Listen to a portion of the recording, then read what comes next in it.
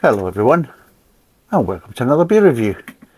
Now, today we're going to be doing a beer that is, I suppose it's connected to our Czech beer series. But this is a beer that I mentioned a way back in May in one of my beer news.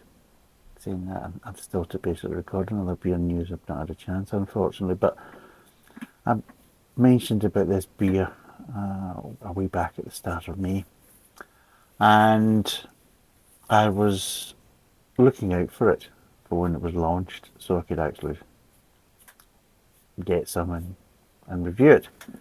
When it was launched, at the time you could only get it from the brewery's website, and it's a bit expensive. In fact, to be totally honest, it was over bloody priced. So I thought, right, I'm not going to buy it then. I'll wait and see if it comes down in price, because I'm not paying that for it. I think obviously people in this world that want to be first and want to try something before anyone else is quite happy to pay a premium for that. I'm not.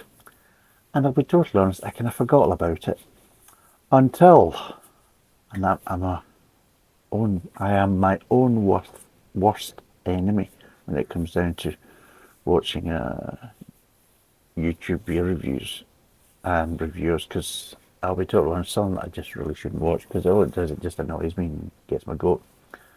But needless to say, I did watch one just because it came up in my recommendations, and it was this beer that they were reviewing, and it reminded me of it. And I thought, oh, I wonder if the prices have gone down and everything else. And it was the long-haired lover from Barry who was reviewing it. And he was getting himself in a real state with it. Oh, he was getting all kinky with it and everything else. And yeah, he was basically cleaning his underwear over it. I mean, you could see he was definitely aroused, because in the video his nipples were sticking out. They were like rock hard, like football studs sticking out through his t-shirt. I'm like, look at the video if you want to have a look at it. It's really quite horrific. And yeah, he was loving it and all this. And of course he managed to get in multiple times that he'd been to the kind of brewery that's kind of involved with this beer. He'd been there last year, and oh, what a wonderful mystical experience did he have, and oh, that type of stuff. So yeah, after I stopped feeling nauseous, I thought, wonder if we could still get this beer at this type of price. So the beer we're doing today is actually Checkmates, which is a collaboration. It's the first and only collaboration that Budvar from the Czech Republic has actually had with any beer company or brewery outside of the Czech Republic. And it's basically brewed by Thornbridge. And I know Thornbridge has a bit of a kind of shadow hanging over it between some of the business practices and everything else, and reading from what's been kind of supplied to me and what I've seen, yeah, I would probably say there's an investigation probably should be put in just to see exactly what's been going on, because it doesn't appear to be as straightforward and maybe as clear cut as it would. Some people would like it to appear from that point of view. I'm trying to be kind of diplomatic, which of course I'm not the best person at that. But anyway, there is a shadow hanging over them, a bit of a cloud.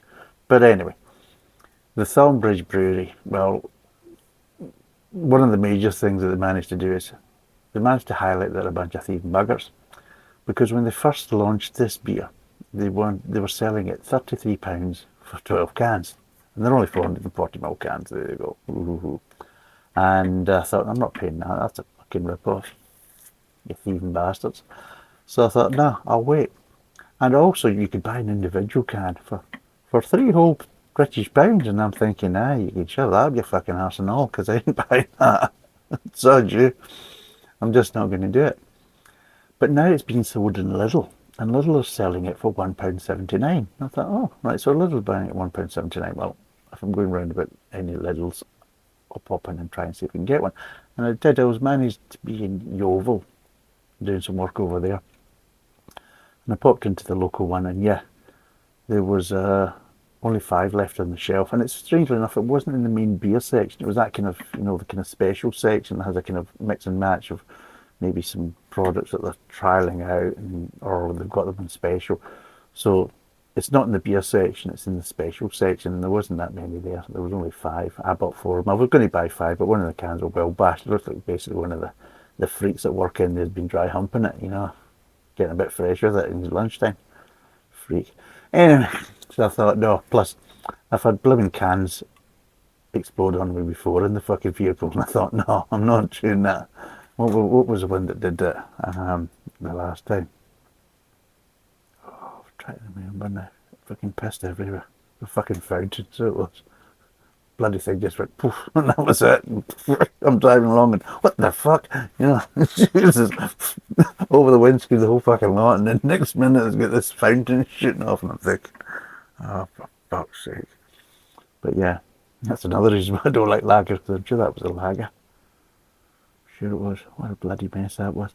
But anyway, so I thought it's a bash can. I thought, no, I'm not buying it. So I got 4 of them, and I thought, right.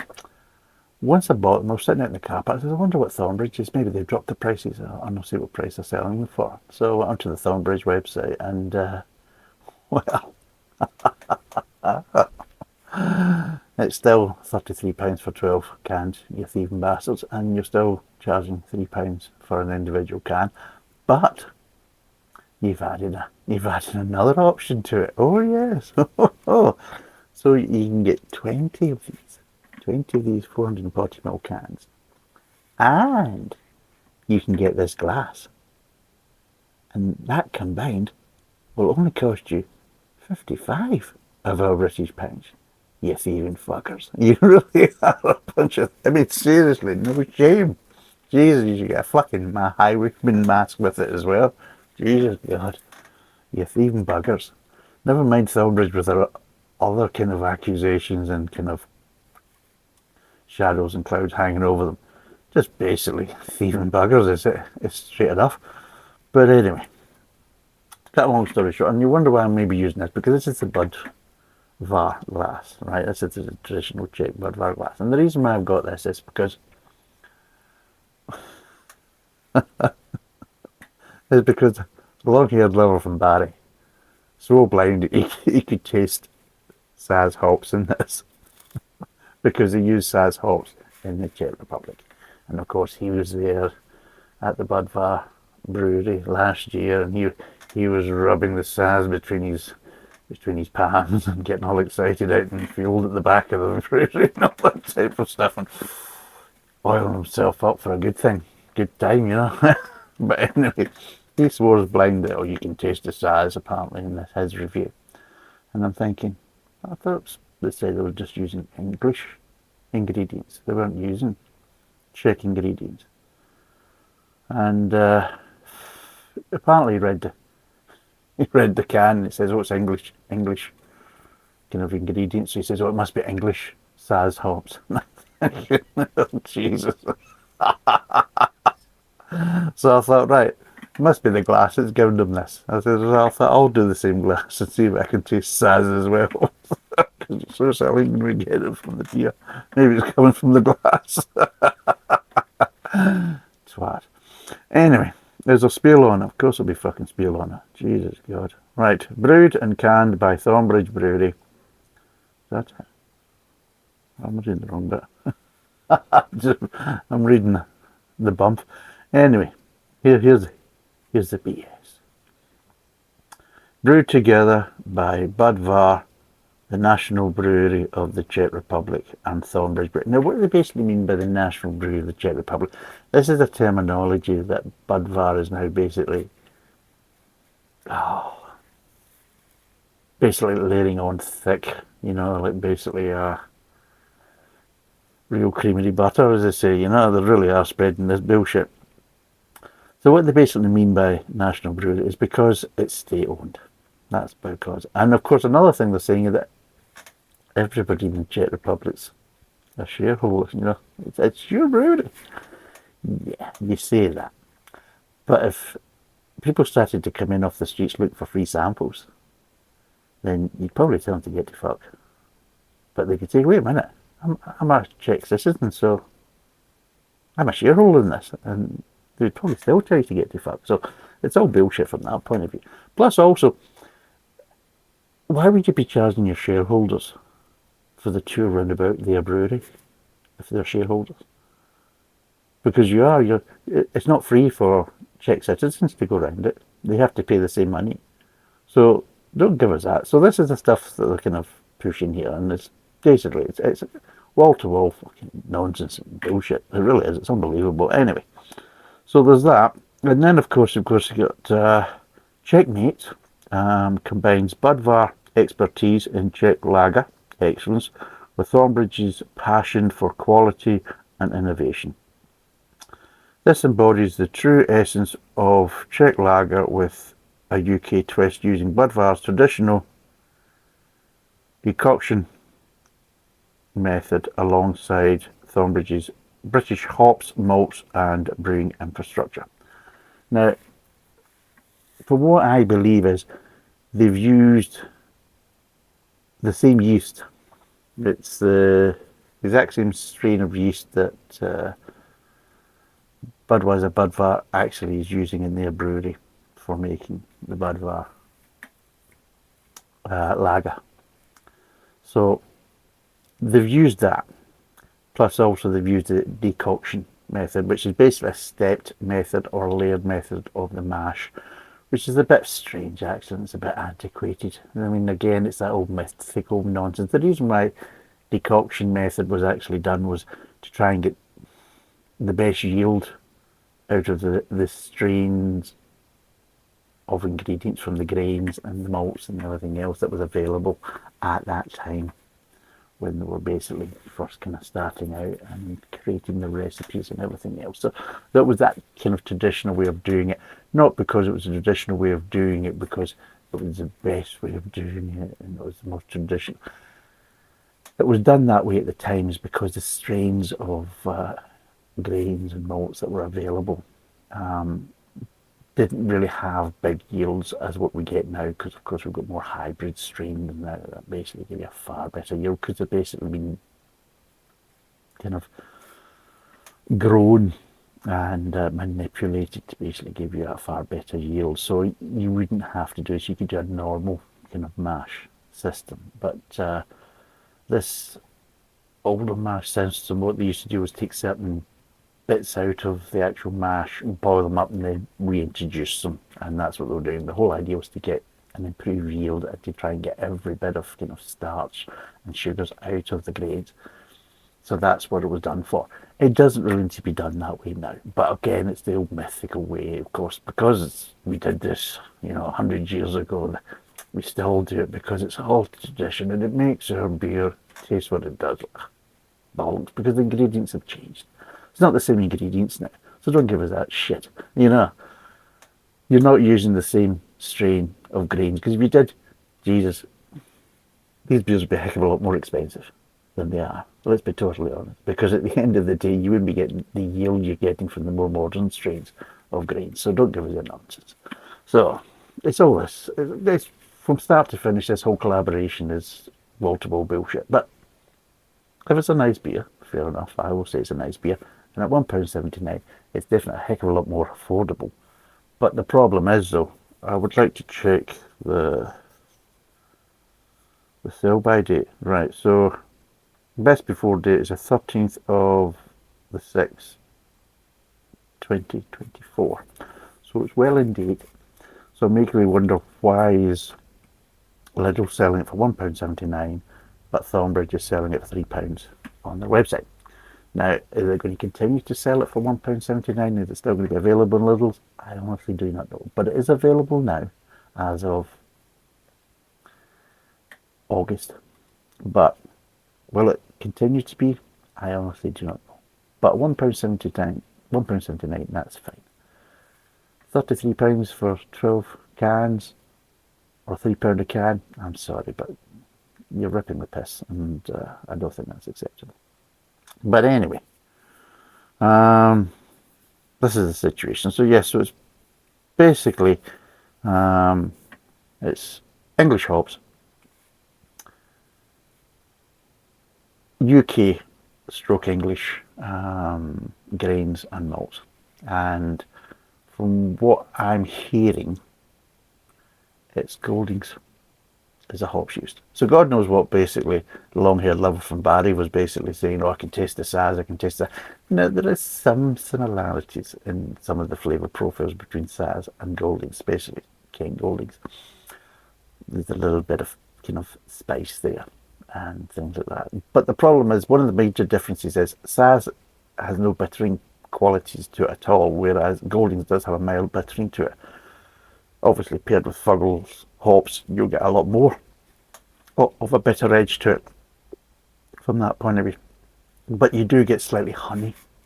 Now, you don't get honey with Saz, but you do get honey with the Goldings. And you also get maybe slightly peppery, slightly spicy. You get acidity with Saz, but you don't get acidity with Goldings. So again, if you're tasting these type of things, then yeah, they're quite major identifiers. If you're getting slightly honey, then yes, it's definitely going to be Goldings. It's not going to be Saz. You're starting to get a bit of acidity, and of course that's going to be Saz. It certainly isn't going to be Goldings. If you're getting basically a bit of bittering there, and again, you're going to get that from basically the Goldings. You're not going to get that from the Saz. So there's all these different types of things. So God knows what he was tasting when he said, oh yes, I can taste the Saz. And I'm thinking, yeah, and I can smell the bullshit. So, but anyway, enough of that, because I've been waffling on for basically a heck of a time. But yeah, so this has been well hyped, and I'll do a quick thing for that. And I'll crack up now. Apparently, you've got to do this. You've got to do the Czech pour, which is a strange one though, because there's so many different Czech pours you can do. But apparently it's a case of this is the traditional Czech pour, which is strange because they also do honey pours and everything else in the Czech Republic. So to turn around and say the Czech pour, but apparently it's a two-stage pour. So apparently you're supposed to pour it out and be quite vigorous at 45 degrees. And then you let it go. Jesus God, what the fuck am I doing? Seriously. It's off my fucking head. But anyway. And then you let it settle, and then you give it, oh, watch out, ladies and gentlemen. Here it comes.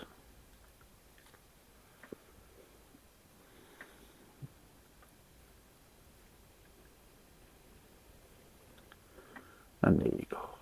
There's apparently your Czech pour. So there we go.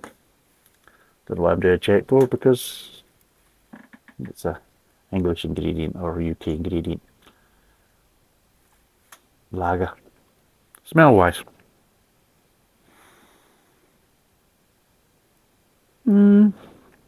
Getting green, getting light malt.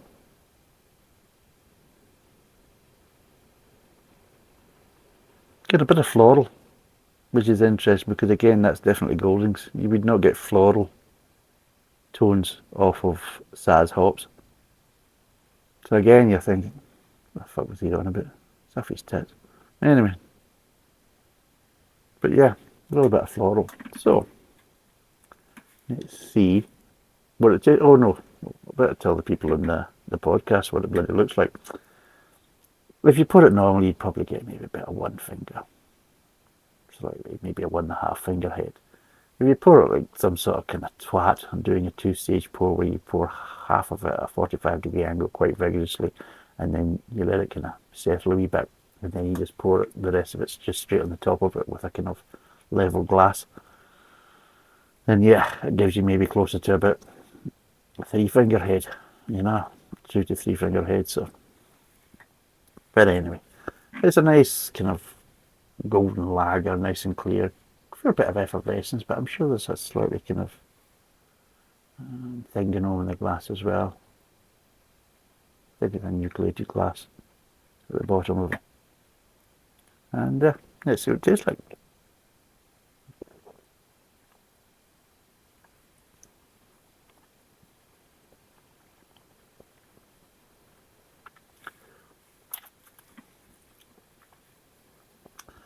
Um,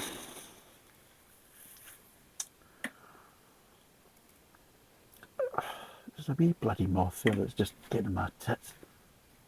I get it. Tit. Fucking dancer. See, it's a good day. It's a good day. I'm killing things. Yeah.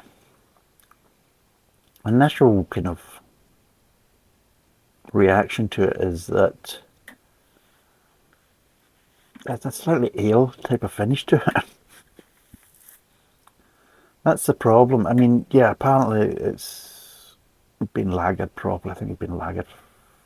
The lagging process has been up to about a month at least. So, which again, for lagering, well, it's not the longest period, about a month. I mean, if you're doing lagering properly, I mean, the Germans, well, Jesus, they can go basically 3 or 4 months with their lagering quite easily.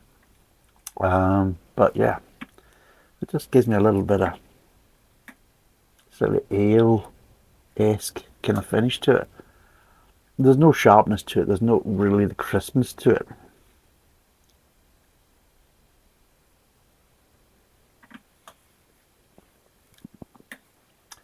It's quite sweet. There's a bit of sweetness there to it, and there's also that kind of floralness to it, and there is a little bit of bitterness at the end. And it just gives me slightly more ale vibes than it does lager. So I don't know whether everybody's screaming, oh, it's a good lager. Oh, is that because it doesn't really taste like a lager? Is that what makes it a good lager? No, is it? Oh, it's such a wonderful lager because, oh, it tastes like a fucking ale. You know, it's like, all right, okay, so you're telling me that you prefer ale to lager then? There's a surprise. I know I do. But yeah, I mean, it's all right, but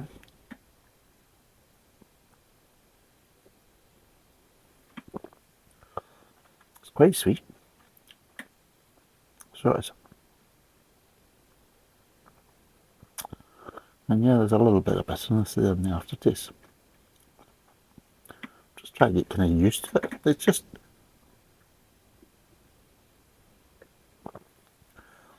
seeing if I'm missing something. But it doesn't strike me as being the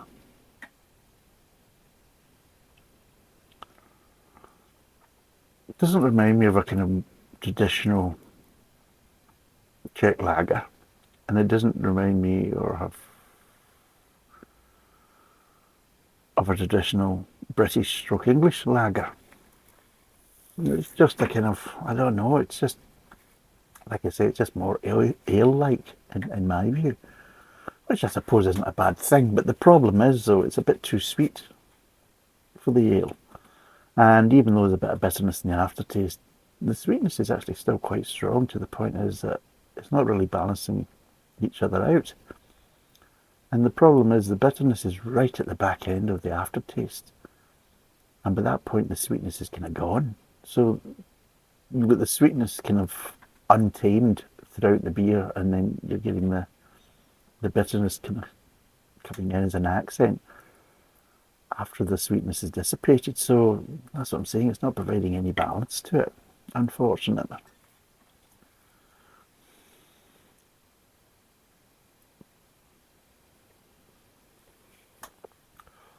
And yeah, there is floral notes, especially in the mid-tongue.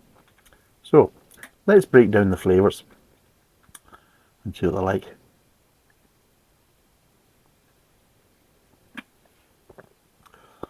Start off getting malt, getting grain, getting little hints of floralness, but what you are getting is quite a lot of sweetness. So you are a lot of malty sweetness, and that might be down to the fact is that with this method done with kind of more traditional high yield grains, it's maybe drawing out a lot more sugars than you would do with a normal standard mash process. You know, a steeped mash rather than a decoction mash. So there's that. Moves on to the kind of mid tongue.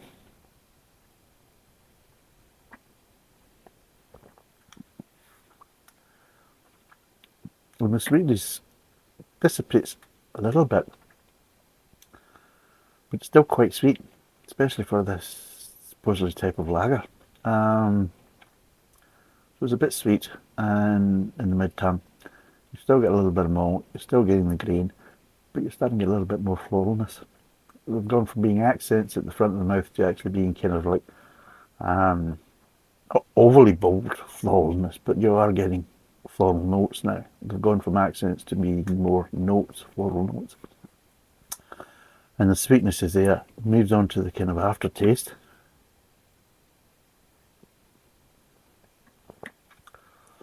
And the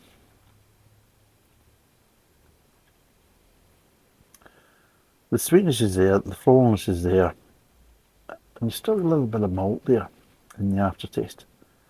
But they kind of all kind of dissipate very kind of similar. The problem is though is that because there's a little bit of malt there, you're getting more slightly floral accents in the aftertaste at that point. And you've got the sweetness, and it is just very ale-like there. And then these flavours dissipate, and just as they start to kind of tail off, so you start getting a little bit of bitterness just coming in right at the very end.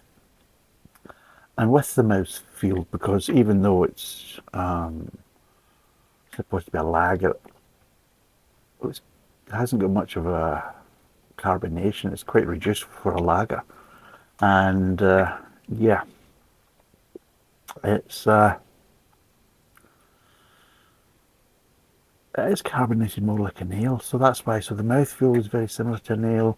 Some of the accent flavours are similar to the ale, and then of course you're getting this bitterness right at the end again, very similar to a kind of English ale. So it's like, it's almost like a kind of okay, slightly below average kind of golden ale, but with Budvar on the label. That's what it feels like. It doesn't, I thought, well, here we go.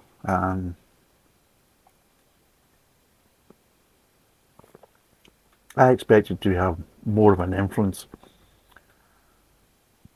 from the Czech side, whereas really it feels like you've got very little influence from the Czech side. It just seems to be a English brewery. It's an English lager that tastes and acts more like an English ale. You're thinking, right, so where's the Czech influence then? The yeast, maybe? So yeah, it's like a lot of old shit. I mean, it's alright. It's nothing brilliant. I'll be totally honest, it's nothing brilliant. And I'd say, yeah, for £1.79, yeah, it's okay. But for a lager, no, it's not a particularly good lager, and it's definitely not anything associated really with a Czech lager. Not at all. And we will obviously we have done some, and of course we'll be doing more Czech lagers and things like that, and other Czech beers. So yeah, it's got no real connection to a Czech lager, and it's got no real connection to a British lager either. So it's just a overhyped kind of English ale, basically, with Budvar on the can.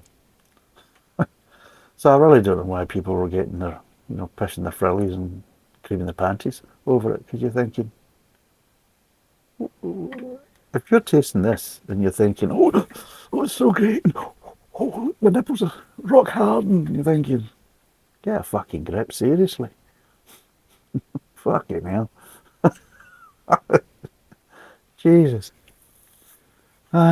It's alright, nothing special. Would I recommend it? £1.79, yeah, give it. If you're in Lidl's and you see it, yeah, give it a go. But for God's sake, don't buy it from the brewery, for fuck's sake. Because trust me, if you think you're being ripped off, trust me, you are being ripped off, especially at them prices.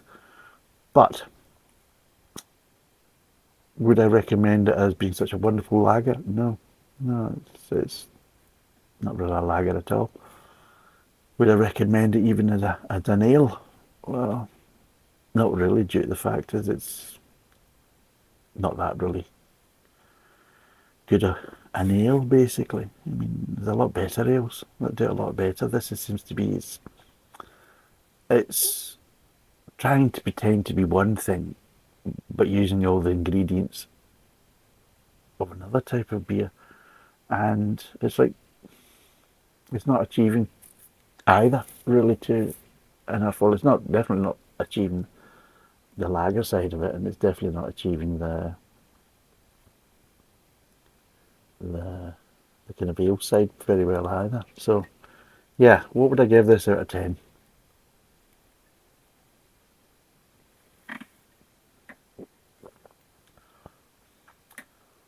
What would I give this out of 10? For lager, well, if I took it as a British lager, what would I give it out of 10? Maybe 3, because it's a bit overly sweet. So I'd maybe give it 2.5, 3. For a Czech lager, what would I give it? Jesus, I'd give it 1. Jesus, nothing like a Czech lager. So, yeah, 1, just because, hey, it's got a similar colour to a Czech lager, and that's it. So there you go. For an English ale, what would I give it? 3.5. It's not that great either. So 3.5 if you treat it like an English ale. I'll be fair and say I'll give it a 3 if you treat it as a British lager. And if you try and kind of compare it or treat it as a Czech lager, then it gets a 1 because it's nothing like it, to be totally honest. So there you go. But for £1.79, if you see it, yeah, give it a go and see what you think. But nah, it's just overhyped bullshit, and there's far better beers out there for a far better price, and they're going to give you far better flavours, and they're not trying to be something they're not. Let's be totally honest. This is just overhyped bullshit. So, thanks for watching. Cheers, and bye for now.